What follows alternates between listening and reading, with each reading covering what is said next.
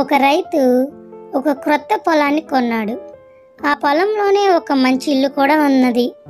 విశాలమైన ఆ పొలం చుట్టూ కంచె ఉన్నది. అన్నీ బాగానే ఉన్నాయి, కానీ అక్కడ నీటి కొరత చాలా ఎక్కువగా ఉన్నది. అందులోనున్న 2 పాడుబడిన బావులను తిరిగి త్రవ్వించాడు, కానీ ప్రయోజనం లేకపోయింది. ఆ ప్రదేశానికి దిగువ భాగంలో ఒక చోట నీళ్లున్నాయి, కానీ అది చాలా దూరం. రోజు అక్కడి నుండి నీళ్లు తెచ్చుకోవడము ఎంతో కష్టంగా ఉండింది. అతడు చాలా ఇబ్బంది పడ్డాడు. మనశ్శాంతి లేకుండా పోయింది. దాని తోడు రాత్రిపూట పడుకునేటప్పుడు తన మంచం కింద నుండి ఏవో శబ్దాలు వినిపిస్తున్నాయి. వీటిని గురించి తన స్నేహితులకు తెలియచేయగా అవి దెయ్యాల శబ్దాలు అని వాళ్ళు భయపెట్టారు. అతనికి భయం పట్టుకున్నది.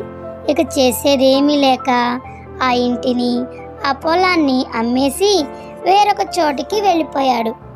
అయితే ఆ పొలాన్ని కొనుక్కొనిన క్రొత్త యజమానుడు దేవుని యందు భయభక్తులు కలిగినవాడు. అతడు ఎల్లప్పుడూ దేవుని మీద ఆధారపడి ఆయన నడిపింపు కొరకు, ఆశీర్వాదాల కొరకు ఆయన వైపే చూసేవాడు. ఇరుగు పొరుగు వారు అతన్ని నిరాశపరిచారు, కానీ అతని హృదయంలో సమాధానం, నెమ్మది ఉండినాయి. ప్రతిదినము అతడు ప్రార్థన చేసుకుని పడుకుంటాడు. అతనికి కూడా నీటి సమస్య వచ్చింది. అయితే అతడు దేవునికి మొరపెట్టుకున్నాడు. ఒక మధ్యరాత్రి వేళ ఆయన లేచి మరలా తలగడ మీద తల ఆనించి నిద్రపోతుండగా క్రింద నుండి ఏదో శబ్దమైంది. అతడు ఒక చిన్న ప్రార్థన చేసి అది ఎక్కడి నుండి వస్తుందని పరిశీలించగా అది అతడు పండుకున్న మంచం యొక్క ఖాళీ ద్వారా వస్తుందని గ్రహించాడు.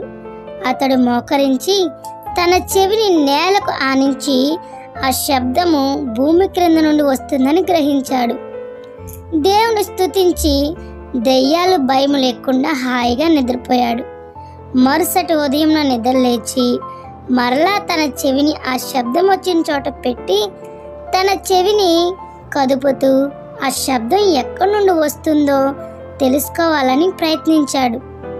చివరికది తన ఇంటి బయట ఆవరణంలోనున్న ఒక స్థలం నుండి వస్తుందని తెలుసుకున్నారు.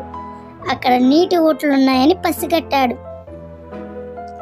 దేవుని మీదనున్న విశ్వాసంతో అక్కడ ఒక బావిని త్రవ్వించాడు. మంచి నీళ్ళు వచ్చాయి.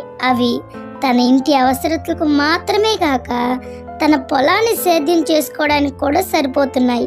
చూసారా, ఆ స్థలంలోనే నీళ్లు ఊటలున్నప్పటికీ వాటిని దెయ్యాల అరుపులని భావించిన మొదటి వ్యక్తి వాటిని అనుభవించకుండానే వెళ్ళిపోయాడు.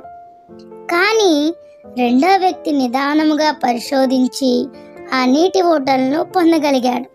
అలాగే జీవజలముల ఊటైన క్రీస్తును అనేక మంది అపార్థం చేసుకుని ఆయన దగ్గర నుండి పారిపోయేవారుగా ఉన్నారు.